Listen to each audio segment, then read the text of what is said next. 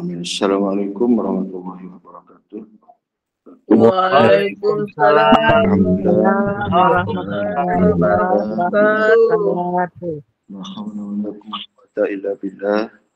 Bahwa malam ini malam yang keempat ya di dalam kita melaksanakan sholat tarawih Sabtu, Ahad, Senin, Selasa ya. Keempat. Tidak terasa saya. Artinya bahwa ibadah ini yang membawa kita tenang ya, nikmat ya. Inna sholata tamaskun wa tawaddu. Sesungguhnya sholat itu adalah mendatangkan ketenangan dan ketawadu. Lebih-lebih kita di dalam bulan Ramadan yang kita disuruh banyak beribadah, zikir dan salawat. Zikir salawat. Ya sholat yang nawafil ya atau sholat-sholat yang wajib. Ya yang darul muqad atau muqad. Ada nawafil maupun yang wajib. Jadi semua ibadah yang kita lakukan walaupun berbeda sebutan tapi praktiknya sama ya. Itu persoalannya. Karena di dalam sholat kita selalu menghadirkan zat sholat sebelum sholat. Menghadirkan zat sembah sebelum kita menyembah. Baik kita sholat fardu maupun sholat sunnah, badiah, qabliyah dan sebagainya. Hanya perbedaan nama saja, dalam praktiknya sama. Dikata bahwa kita dalam rangka untuk ingat kepada Allah. Dan memang itulah tujuan sholat itu. Aqimus sholat li zikri. Jadi kan sholat untuk ingat kepada Allah. Nah perkara ingat inilah kita, dalam wadah perguruan inilah kita dibimbing, kita ditawajuh, ditunjukkan tata cara bagaimana ingat kepada Allah yang baik dan benar. Bukan hanya pada lapasnya saja, tetapi pada ingat yang sesungguhnya ya, ingat kepada yang ditunjukkan ya. Itu ada hak Allah, milik Allah yang Allah letakkan di dalam diri kita, yang merupakan bagian daripada unsur Allah ya, dari Allah ya. Jadi itulah sebagai ya pedoman kita, sebagai ya, apa namanya ya musyahadah kita ya, fokus bukan kepada bacaan, kepada gerakan, akan tetapi apa yang ada di dalam hati kita. Inilah ya, yang Allah maksudkan, apa yang ada dalam diri kamu, kenapa kamu tidak memperhatikan. Itulah sebenarnya kita selalu memperhatikan itu ya, bukan yang lainnya. Yaitu maksudnya itu sebabnya di bulan Ramadan itu kita beretikaf ya, beridiam diri, bertafakur di situ. Nilai-nilai tafakur itu sangat luar biasa ya. Ya dilebihkan ya daripada bulan-bulan yang lain. Nah, itu sebabnya orang berlomba-lomba ya memperbanyak ibadah pada Ramadan. Ya, memang Ramadan ini sebenarnya banyak yang kita peroleh sebenarnya dari sisi apa namanya, dari sisi kita memperoleh ketenangan, kesabaran, mengekang daripada amarah kita, dan kita bisa lebih adem ya, lebih menerima apa yang terjadi, apa yang kita peroleh ya, baik yang lebih maupun yang kurang. Kita enggak harus meronta gitu ya, semua kita kembalikan ke Allah ya, kita tunduk ke situ sebenarnya.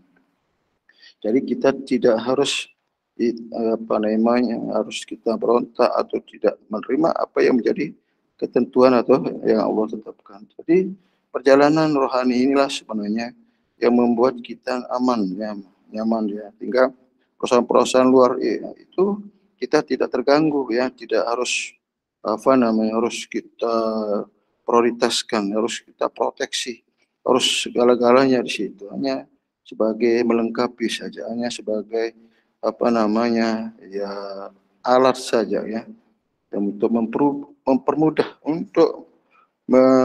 dalam perjalanan kerohanian. Misalnya lah dalam kita melaksanakan haji misalnya, kan ini penting ya.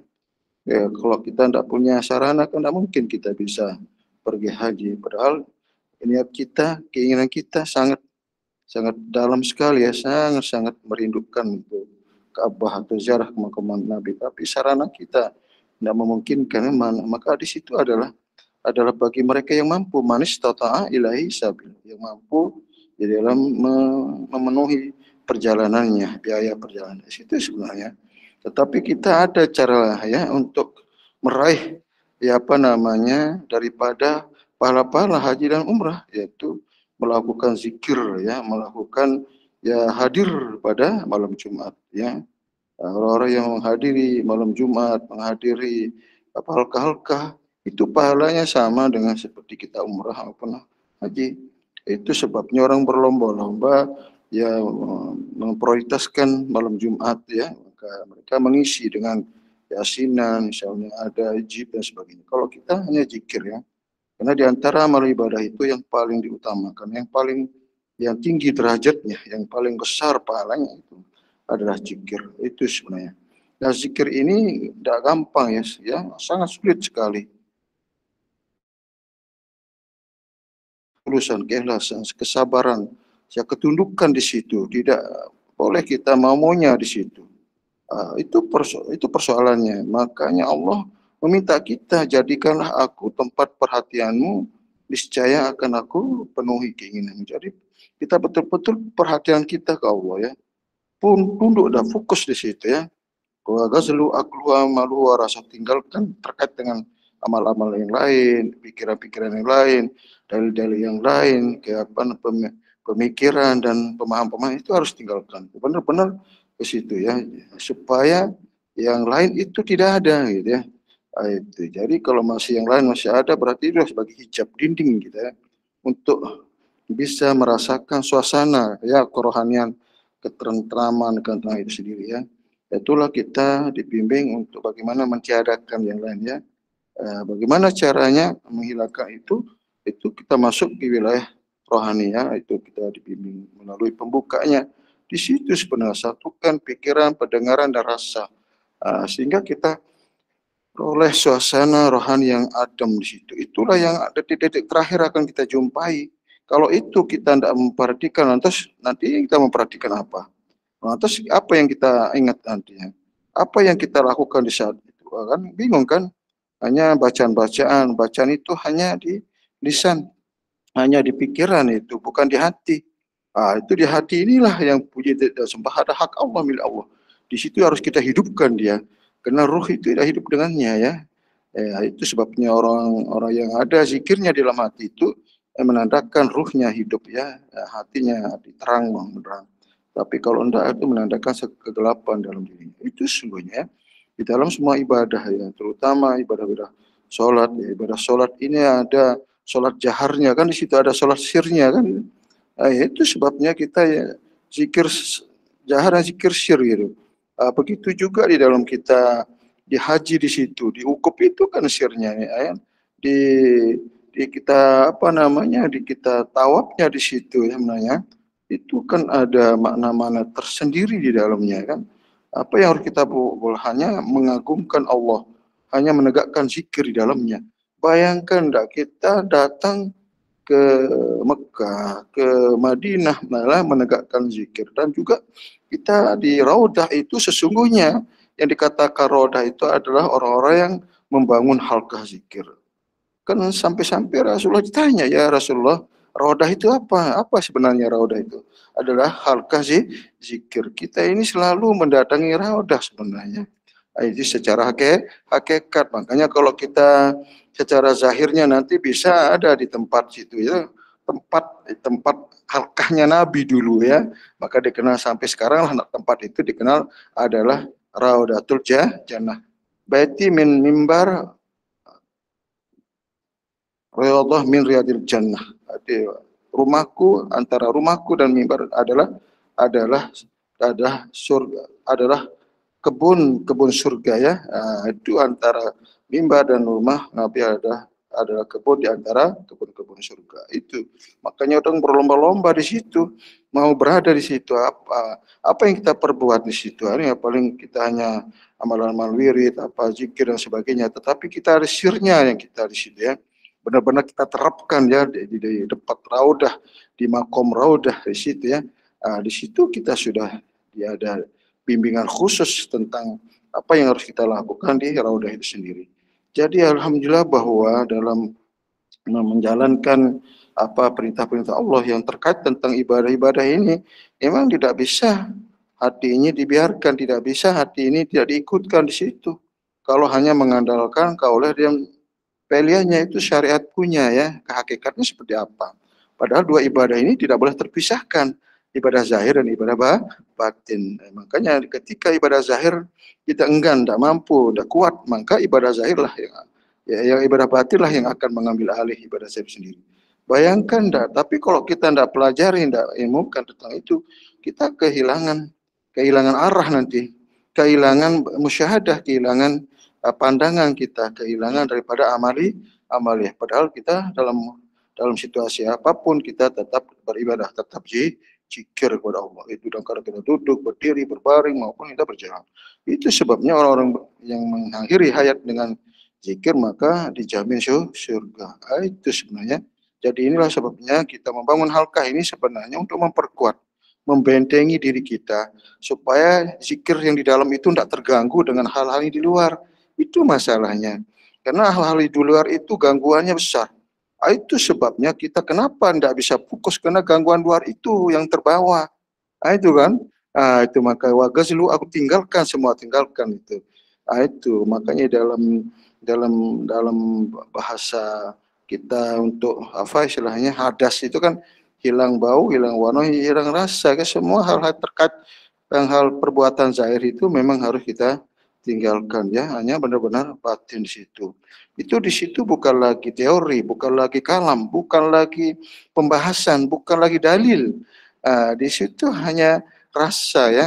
Disitulah hal yang sangat luar biasa, yang mustahil ya, maka bisa bisa memahaminya, bisa menemuinya kalau tidak ada bimbingan yang khusus. Kalau hanya yang melalui dalil-dalil saja kan, itu proses pencariannya, proses kita bertanya ya, itulah balik ini ada. Ibarat kita baca peta ini mana di mana harus kita kunjungi, harus kita datangi, baru kita bisa paham, bisa mengetahui, baru kita dikenal yang bisa dikatakan orang sudah mengenalnya karena mereka benar-benar sampai ke apa yang dijelaskan, apa yang ya mereka inginkan, yang mereka tuju. Di situ sebabnya kalau sudah sampai kepada wilayah makom marifat, tinggal kita berdiam diri. Maka orang beriman itu hanya berdiam diri, syir di sana ya, bermusyahadah di sini. Itu tidak lagi berkalam, tidak lagi berucap sebenarnya, hanya memperhatikan. Itulah satu saat memperhatikan dalam bermusyahadah itu lebih baik daripada 70 tahun ibadah. Itu luar biasanya. Tafakkaru anta abdal min syabaina sana. Itu makanya orang terdahulu itu mengambil tafakur ini jalan memperoleh ya fadilah-fadilah amal, fadilah-fadilah daripada ibadah itu sendiri ya. Banyak suluk ya, banyak halwat, banyak bertahanus.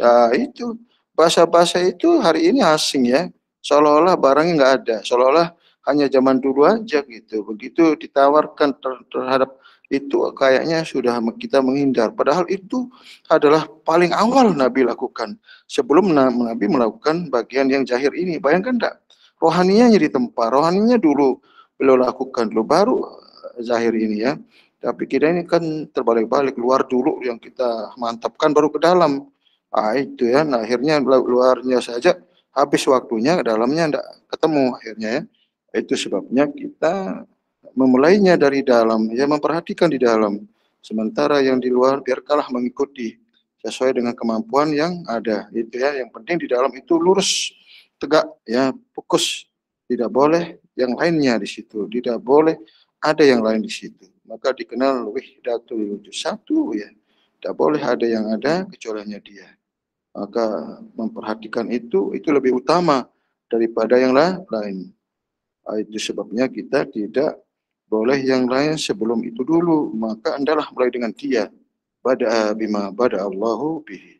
Itu sebenarnya sekali lagi bahwa Ramadan ini adalah momen yang sangat luar biasa keutamaannya, ya fadilah-fadilahnya, di mana Allah melipat gandakan pahala orang beribadah di waktu bulan Ramadan ini ya. Sehingga orang berlomba-lomba, jangan hanya pahalanya yang dipikirkan, tapi bagaimana musyahadahnya ke Allah ya. Jangan kepikiran terkait tentang padilahnya, sementara musyahadahnya mereka ditinggalkan. Itu berarti membuat gagal padilahnya, keutamaan itu. Itu sebabnya kita lebih memperhatikan musyahadahnya daripada bilangan-bilangannya ya, atau padilah-padilah itu. Karena itu yang lebih utama ya, itu bermusyahadah satu saat itu lebih baik daripada 70 tahun ibadah. Mungkin itu saja penjelasan singkat. Semoga bermanfaat. Wabillahi taufik. Assalamualaikum warahmatullahi wabarakatuh.